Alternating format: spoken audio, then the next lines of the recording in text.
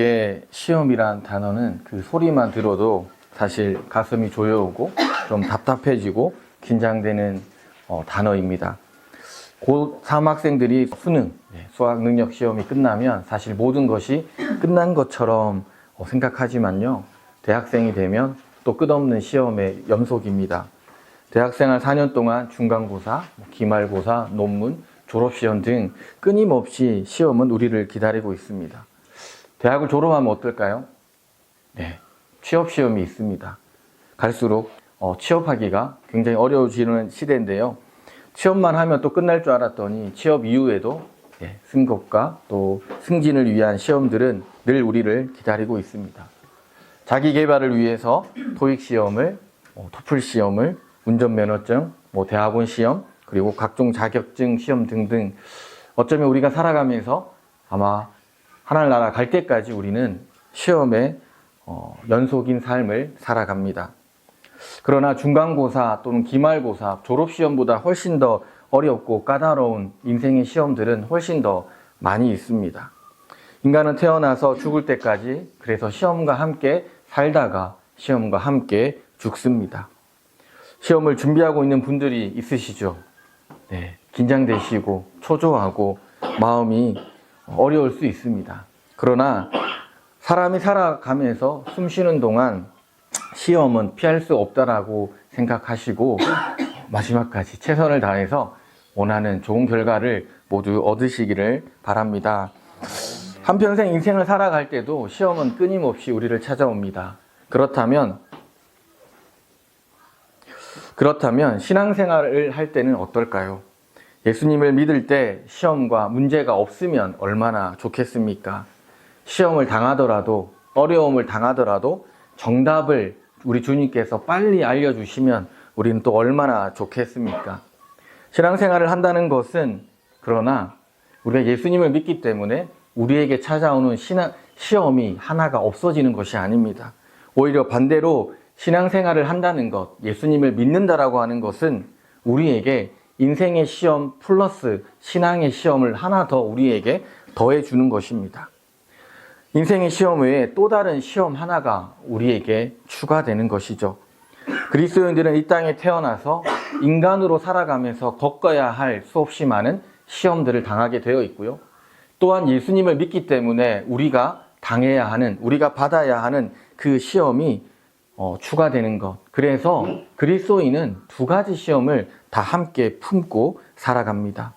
어쩌면 여러분들이 우리가 예수님을 믿지 않았다라고 하면 겪지 않아도 될 시험들, 우리가 예수님을 믿지 않았다라고 하면 충분히 피할 수 있는 시험조차도 우리는 예수님을 믿기 때문에, 우리는 이 믿음의 여정을 걸어가고 있기 때문에 우리는 그것을 기꺼이 받아들여야 하는 것입니다. 인생은 시험의 연속이듯 신앙도 시험의 연속임을 우리는 잊지 말아야 합니다. 오늘 우리가 함께 나눌 말씀은 예수님께서 마귀에게 시험 당하신 이야기입니다. 오늘 말씀은 우리에게 너무 큰 위로가 됩니다. 제가 여기까지 딱 설교 원고를 준비하고 여기서 설교를 끝내야겠다는 마음을 주셨습니다. 위로가 되잖아요. 예수님도 시험을 받으셨습니다. 우리만 시험 받는 게 아니라, 나만 시험 받는 게 아니라 우리 예수님도 시험을 받으셨습니다. 말씀이 육신이 되어 이 땅에 오셔서 하나님의 아들 되심을, 그리고 그리스도 되심을 받으신 예수님조차도 시험을 피할 수가 없었다라고 하는 것입니다. 그래서 사실 저는 이 마귀의 시험을 당하신 누가복음 4장의 말씀을 읽을 때 큰 위로가 되었습니다. 예수님이 어떻게 해서 마귀와 싸우고 그것보다 중요한 것은 예수님도 시험을 받으셨다라고 하는 것입니다. 시험이란 단어는 우리에게 익숙하지만요, 성경에서는 두 가지 시험을 두 가지로 해석합니다. 첫 번째는 일반적으로 우리가 생각하는 테스트입니다. 그것은 하나님께서 우리에게 우리의 신앙과 우리의 믿음의 연단을 위해서 주시는 하나의 테스트입니다. 그래서 그것은 하나님의 뜻을 잘 이해하고 하나님이 우리에게 주신 이 시험의 문제를 잘 파악하고 수용하면 해결할 수 있는 시험이고요. 두 번째 시험은 마귀가 우리를 한 시험입니다. 영어로 하면 temptation, 유혹이라고 할 수 있습니다.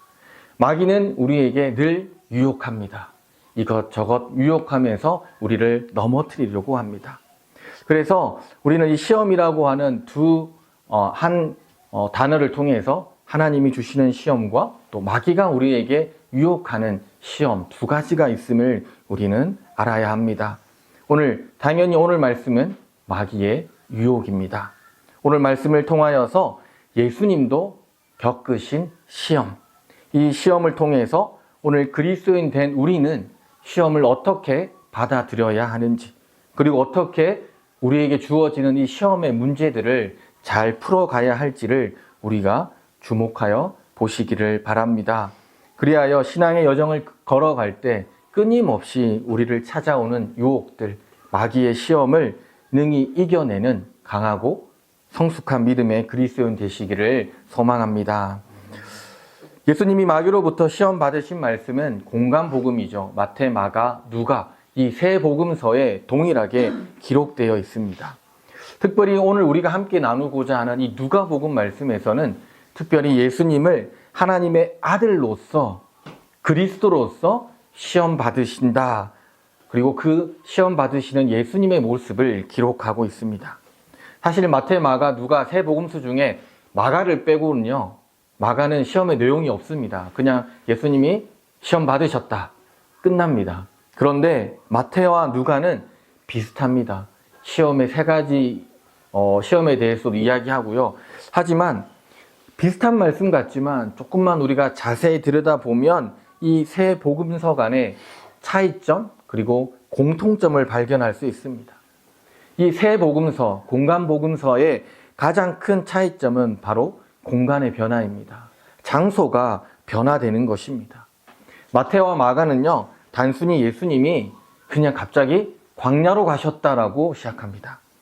예수님께서 시험 받으시는데 그냥 광야로 가셨다라고 기록하는 반면에 누가는 오늘 4장 1절에서 이렇게 기록하고 있습니다. 예수님께서 요단강에서 돌아와서 광야로 들어가셨다라고 기록하고 있습니다. 누가는 요단강, 그리고 그 요단강에서 광야로, 즉 예수님께서 공간과 장소를 이동하셨다라고 하는 것을 강조하고 있습니다. 1절의 말씀을 제가 다시 한번 읽어드리겠습니다. 예수께서 성령의 충만함을 입어 요단강에서 돌아오사 광야에서 40일 동안 성령에게 이끌리시며, 예수님께서는 요단강에 계셨고요. 그 요단강에서 돌아오시자마자 바로 광야로 가셨다라고 하는 것입니다.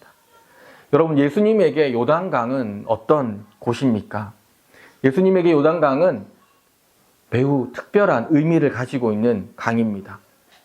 예수님은 그곳에서 사람이었던 세례 요한으로부터 세례를 받으신 장소입니다. 예수님께서 요단강에서 세례를 받으실 때 예수님이 먼저 기도하십니다. 세례 요한이 찾아가서 내가 너에게 세례를 받겠다라고 말씀하시고, 세례 요한이 세례하기 전에 예수님이 먼저 기도하십니다. 그리고 하늘이 열리고 비둘기 형체 같은 성령이 예수님에게 강림하시죠. 임재하시게 됩니다. 그리고 예수님은 곧 성령의 충만함을 받습니다. 그뿐만 아니라 그때 하늘로부터 한 소리가 들려옵니다. 누가복음 3장 22절의 말씀입니다. 너는 내 사랑하는 아들이라 내가 너를 기뻐하노라 하시니라. 예수님께서 세례 요한의 세례를 받으실 때 그때 예수님이 하나님의 아들 또는 메시아 그리스도가 되신 것이 아닙니다. 사실은 세례 요한의 세례 이전부터 예수님은 이미 하나님 한 분이셨습니다. 신성을 지니신 삼위일체 하나님으로서 예수님은 존재하셨습니다. 다만 하늘이 열리고 비둘기 같은 형체의 성령이 임하시면서 또한 하늘로부터 들려오는 그 소리를 통해서 오늘 자신에게 세례를 주었던 세례 요한과 경건한 이스라엘 백성들, 세례를 받고 회개하기 위해서 요단강을 찾아왔던 수많은 사람들이 그때 예수님이 하나님의 아들이시오, 예수님이 우리를 구원하실 메시아임을 그때 드러나게 하신 것입니다. 즉 사람의 세례, 세례 요한의 그 물 세례를 통해서 오늘 예수님의 지위와 또한 예수님의 권위가 공식적으로 선포된 곳이 바로 요단강이라고 하는 것입니다.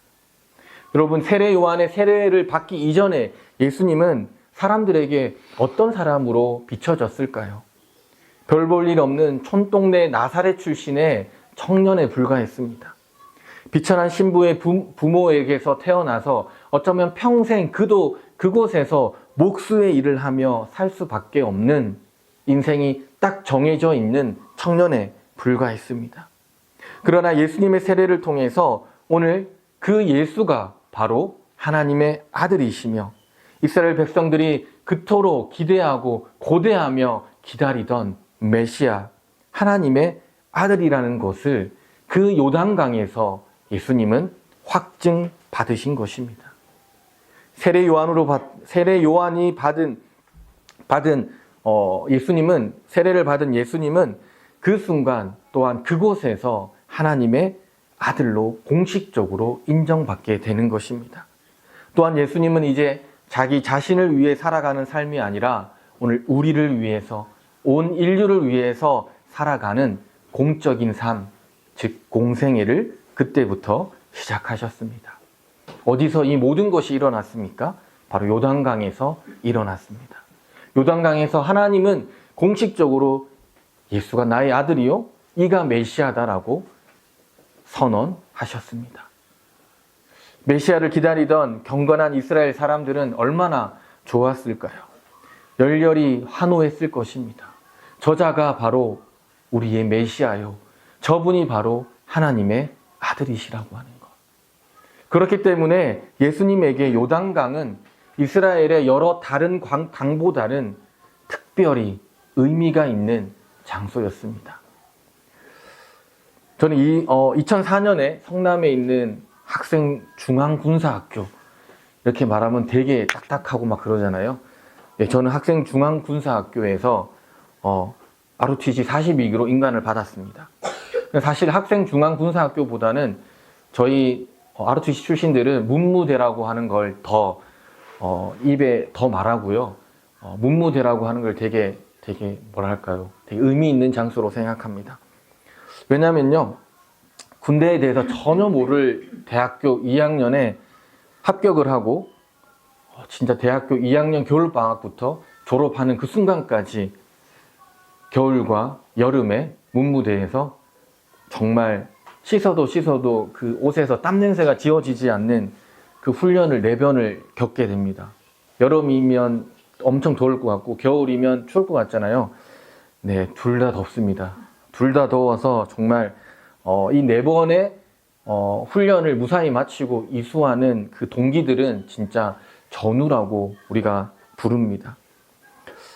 4번의 훈련을 모두 이수하고 그리고 마지막 그냥 훈련만 패스한다고 되는 게 아니라 또 시험이 있습니다. 임관고사라고.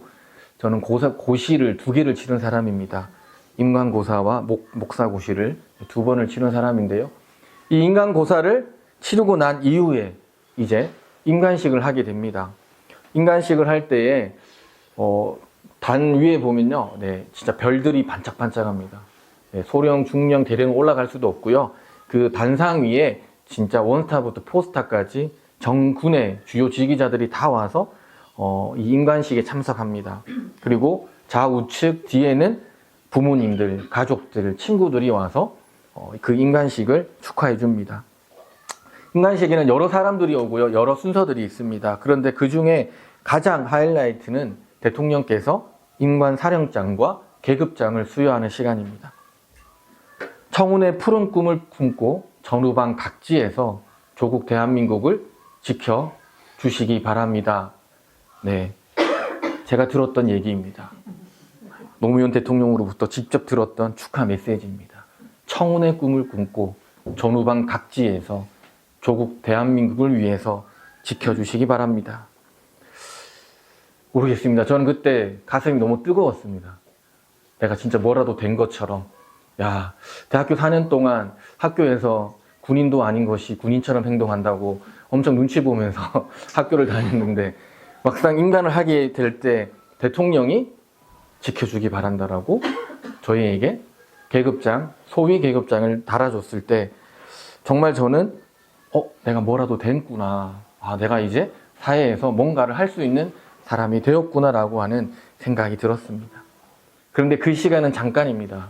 문무대에서 1시간 남짓 그 임관식이 끝나면 모든 소위들은 전투복으로 한복을 하고 우리 더블백이라고 하죠. 더블백에 온갖 짐을 다 넣어서 다시 떠납니다. 어디로 가냐면 각 학교로 갑니다. 저는 보병이어서 보병학교를 가고요. 포병 친구들은 포병을 가고요. 병카 친구들은 정보학교를 가고 전국으로 다시 다 흩어집니다. 그리고 그곳에서 최소 4개월 동안 다시 훈련받습니다. 다시 시험받고 다시 훈련받고 그때 그 이후에 진짜 장교로 야전에 배치를 받게 됩니다. 문무대가 좋다고 문무대의 추억을 기억하면서 그곳에 계속 머물러 있다라고 하면 그 사람은 장교가 될 수 없습니다. 정들고 의미 있고 축제 같은 그 문무대를 떠나서 다시 훈련의 장소로 돌아가는 것. 그때야 비로소 진짜 대한민국의 장교가 될 수 있는 것입니다. 성령이 충만했던 예수님에게 요단강은 은혜의 자리였고 예수님에게 요단강은 열광의 자리였습니다. 한호의 자리였습니다. 모든 사람들이 예수님을 향해서 저분이 바로 하나님의 아들이시오 우리를 구원하실 메시아라고 하늘로부터 하나님으로부터 너는 내 사랑하는 아들이다. 내가 너로 인해 기뻐한다라고 하는 그 음성을 들었습니다. 어떻게 그 자리를 떠날 수 있을까요? 그 자리에 계속 머물고 싶은 것이 사람의 마음입니다. 그런데 오늘 예수님은 그 요단강에 머물지 않고 하나님의 음성을 듣고 또한 시험이 기다리고 있는 광야로 걸어가셨습니다. 예수님께서 광야로 가신 것은 자신의 선택이 아니라 성령의 충만함에 이끌려서 요단강에서 광야로 가셨다라고 합니다. 예수님에게 성령의 충만함이란 무엇일까요? 거친 곳, 힘든 곳, 불편한 곳을 이리저리 피해가는 노련함이 아닙니다. 오늘 예수님에게 있어서 성령의 충만함이란 내가 가야 할 곳, 내가 있어야 할 곳, 그곳에 가 있는 것입니다.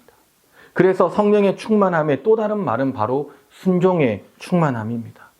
오늘 예수님께서 성령의 충만함으로 인하여서 자기에게 편안하고 자기를 지지하고 자기를 환호해주는 그 요단강을 떠나서 거칠고 힘들고 불편한 곳, 그 광야에 가신 것입니다. 순종하셨던 것입니다. 예수님은 하나님의 그 음성을 듣고 거기에 만족하지 않았습니다. 오히려 하나님의 그 음성을 듣고 오늘 내가 누구이며 오늘 내가 무엇을 해야 하는 사람임을 깨닫고 광야로 터벅터벅 걸어 가신 것입니다. 오늘 그렇다면 우리에게 있어서 성령의 충만함은 무엇입니까? 혹시 여러분들은 성령의 충만함을 오늘 우리가 밤을 새워서 기도하고 방언을 하고 예언을 하고 누군가를 기도해 줬더니 그 기도하였던 사람이 환자가 낫는 것이 성령의 충만함이라고 생각하십니까? 아니면 우리가 교회의 모든 일에 빠짐없이 참여하고 헌신하고 헌금하는 것이 성령의 충만함이라고 생각하십니까? 오늘 우리에게 성령의 충만함은 우리가 있어야 할 자리입니다. 오늘 우리가 성령 충만한 것과 예수님의 충만한 것, 성령의 충만함을 비교할 수 있는 중요한 시금석은 바로 우리가 어디에 서 있는가라고 하는 것입니다. 요단강에 머물러 있지 않고 어려움이 도사리고 척박하고 메마른 광야라 할지라도 그곳에 서서 나는 그리스도인이요, 나는 하나님께서 주신 그 복음을 전하는 사람으로 내게 주신 자리에 서 있는 것, 그것이 바로 성령의 충만한 것입니다. 오늘 우리의 신앙은, 우리의 믿음은 어디에 머물러 있습니까? 오늘 우리가 자기 십자가를 부인하고 자기를 부인하고 자기 십자가를 짊어질 수 있기 위해서 오늘 예수님이 가셨던 그 고난의 길을 우리도 함께 걷기 위해서는 우리도 광야로 나가야 하는 것입니다. 그곳에서 우리는 우리 삶에 찾아오는 믿음의 시련과 역경과 광야의 시험을 이겨낼 수 있는 것입니다. 내가 있어야 할 자리를 기쁨으로 잘 견뎌내는 우리 성진의 모든 식구들 되시기를 바랍니다. 예수님은 성령에 이끌려서 광야로 가셨습니다. 여러분, 광야는 어떤 곳일까요? 광야는 맹수가 사는 곳입니다. 크고 작은 돌들이 깔려 있어서 사람들이 자신의 몸 하나 편히 누울 수 없는 곳이 바로 광야입니다. 하루 이틀 정도 캠핑은 할 수 있을지언정 40일 동안 그곳에서 머물러 있을 수는 없습니다. 예수님은 사람이 거할 수 없는 그 척박한 환경 속에서 무려 40일 동안 아무것도 먹지 않고 그곳에 계셨습니다. 아무것도 하지 않고 그저 광야에 머무는 것만으로도 이미 극심한 고통의 시작입니다. 제가 이스라엘 성지순례를 갔을 때 예수님께서 세례 받으신 곳으로 추정되는 곳을 갔습니다. 요단강을 갔습니다. 그리고 살짝 요단강에 몸을 담그면서 그런 생각을 했습니다. 예수님께서 세례를 받으실 때 이런 마음은 아니었을까 하면서 혼자 묵상하면서 막 이런저런 상상을 펼치기도 했습니다. 그런데 뭐죠? 단체 관광이어서 잠시 있다가 빨리 차에 타라고 해서 타고 이제 다시 막 이동을 했습니다. 요단강 순례를 정말 저는 약간 좀 오래 하고 싶었는데 가서 다들 이렇게 언제 올지 모르니까 이제 내 생의 성지 순례는 마지막일 수도 있다는 생각에 요단강에 들어가서 하고 있는데 빨리 나오라고 해서 네 알겠습니다 하고 나왔는데 되게 아쉽더라고요. 그래서 이제 버스를 타고 다시 여리고를 거쳐서 예루살렘으로 올라가는데 가다 보면 이제 잠깐 유대 강야가 나옵니다. 에어컨을 팡팡 나오는 차에서 유대 강야를 바라보았을 때는 그냥 좀 적막하네. 돌 있고 나무 조금 있고 뭐 진짜 작은 나무들 몇 개 있고 그렇게 생각했습니다. 그런데 가이드 해주시는 목사님이 잠깐 우리 내려서 걸어보자고 한 거예요. 요단강에서 그렇게 짧게 계시더니 광야에서는 또 걷자고 하시는 거예요. 그래서 뭐 얼마나 덥겠냐, 힘들겠냐 하고 내렸습니다. 내리는 순간 진짜 햇빛이 얼마나 따가운지요. 저희도 여기 있으면 약간 여름철 되면 거의 선글라스 안 끼면 운전하기도 힘들 정도인데 그 정도로 저는 여기 와서 느꼈지만 그 전에 저는 이스라엘에서 햇빛이 이렇게 강하구나 라는 걸 그때 처음 경험했습니다. 그리고 정말 그늘 하나 없는 그 광야를 걸어가는데요. 정말 정수리부터 시작해서 이제 땀이 쭉쭉쭉 나기 시작합니다. 그리고 온 몸이 진짜 한 10분도 안 걸었는데 온 몸에 진짜 땀이 나고 정말 이제 가시던 이제 여성 목사님들 제가 그때 30대에 갔거든요. 연세 많으신 목사님들은 이제 가이드 목사님한테 빨리 이제 차로 가자고 다시 막 아우성치기 시작했습니다. 제가 지금은 좀 배도 나오고 좀 이렇게 둥글둥글해 보이지만 왜 웃으세요? 인정하시는 거죠? 네. 근데 그때 제 군대 생활 끝나고 얼마 안 됐을 때였습니다. 제가 경기도와 강원도에 있는 500고지, 600고지 산들은 정말 저희 집 뒷마당처럼 뛰어다녔던 사람인데 그 짧은 광야의 길을 걸어가는데요. 진짜 너무 힘들어서 진짜 빨리 버스로 돌아가고 싶은 마음밖에 들지 않았습니다. 잠깐 유대 광야 그곳에 머무는 것도 힘든데 우리 예수님께서는 주야로 40일 동안 그곳에서 머무셨고 그곳에서 시험 받으셨습니다. 예수님께서 그렇게 힘든 광야에서 40일을 계실 때 그때 마귀는 예수님을 유혹했습니다. 마가복음은 예수님의 시험의 내용을 말하지 않습니다. 그런데 마태와 누가에서는 그 시험의 내용을 3가지라고 이야기합니다. 아마 우리가 하도 어렸을 때부터 많이 들어서 알고 있는 내용들이죠. 첫 번째가 뭐죠? 이 돌들을 명하여서 떡이 되게 하라. 두 번째는 나한테 절하면 뭐예요? 다 보여지는 것 다 너한테 주겠다라고 얘기합니다. 세 번째는 어디요? 성전 꼭대기, 예루살렘 성전 꼭대기에서 뛰어내리라고 얘기합니다. 그러면 천사들이 와서 너를 다치지 않도록 보호해 주실 거다라고 유혹을 합니다. 그런데 이 예수님의 시험 3가지 내용 앞에 마귀가 예수님을 시험할 때 붙인 말이 있습니다. 그게 뭐냐면 내가 만일 하나님의 아들이거든. 오늘 네가 하나님의 아들이면 이렇게 해봐. 오늘 네가 하나님의 아들이면 저렇게 해봐. 또 하나님의 아들이라면서 이렇게 해봐 라고 말하는 것입니다. 이것은 마귀가 진짜 예수님이 하나님의 아들이신지 그리스도이신지를 알고 싶어서 질문한 걸까요? 아니면 진짜 네가 하나님의 아들인 것을 뭐예요? 아니라고 말하고 싶어서 얘기하는 것일까요? 마귀는 이미 예수님은 하나님의 아들이시요 그리스도이심을 명백하게 알고 있었습니다. 그럼에도 불구하고 마귀가 계속적으로 네가 하나님의 아들이거든 이라고 하는 말을 붙이는 이유는요, 예수님으로 하여금 예수님 자신이 하나님의 아들임 그리고 그리스도이신 것에 대한 자신의 정체성과 사명에 대해서 의심을 품게 하는 것입니다. 마귀는 이 세 가지 시험을 통하여서 예수님의 신분 그리고 예수님이 하나님의 아들이시고 그리스도로서 가지고 있는 그 소명과 사명을 시험하고 있는 것입니다. 마귀는 예수님을 하나님의 아들이 아닌 그저 요셉과 마리아의 아들, 너는 인간에 불과해 라고 유혹하는 것입니다. 네가 아무리 대단해 보여도 요단강에서 하늘로부터 그런 음성을 들었다 할지라도 너는 여전히 시간과 공간의 제한을 받고 있고 너의 욕구와 욕망을 위해서 살아가는 유약하고 나약한 한 인간에 불과하다라고 하는 것을 끊임없이 마귀는 시험하고 있는 것입니다. 여러분, 첫 번째 시험을 통해서는요, 무엇을 시험하고 있습니까? 예수님 너도 먹고 마시는 그 본능적인 욕망을 추구하는 존재라고 말하는 것입니다. 두 번째 시험을 통해서 예수 너도 세상의 권력과 권세를 욕망하는 존재라고 유혹하는 것입니다. 세 번째 시험을 통해서 하나님의 방법이 아닌 너도 너 마음대로 하고 싶잖아. 네 마음대로 살고 싶자라고 하는 그러한 존재로서 유혹하고 있는 것입니다. 오늘 궁극적으로 마귀는 광야의 세 가지의 시험을 통하여서 너는 하나님의 아들이 아니야. 너는 그리스도가 아니야. 너는 욕망을 추구하는 존재요.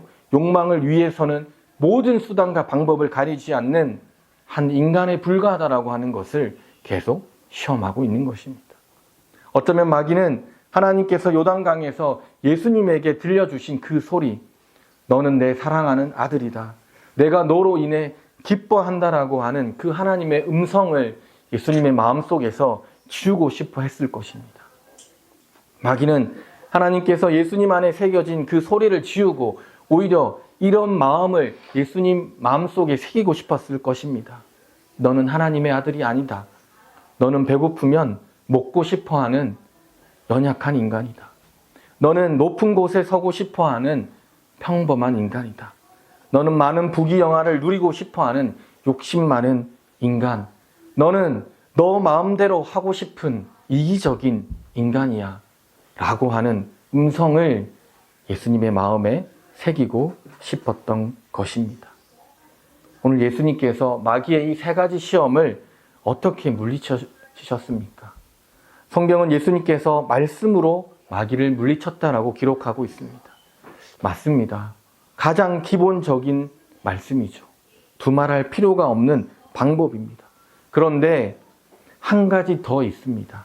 예수님께서 말씀으로 시험을 이길 수 있었고 또 한 가지 마귀의 시험을 이길 수 있었던 한 가지는요, 바로 요단강에서 들었던 하나님의 음성입니다. 예수님께서 들었던 그 음성, 그 소리를 통하여서 예수님은 자기가 어떠한 상황 속에 있다 할지라도 나는 하나님의 아들이요, 나는 그리스도이심을, 그 정체성을 잃지 않았다라고 하는 것입니다.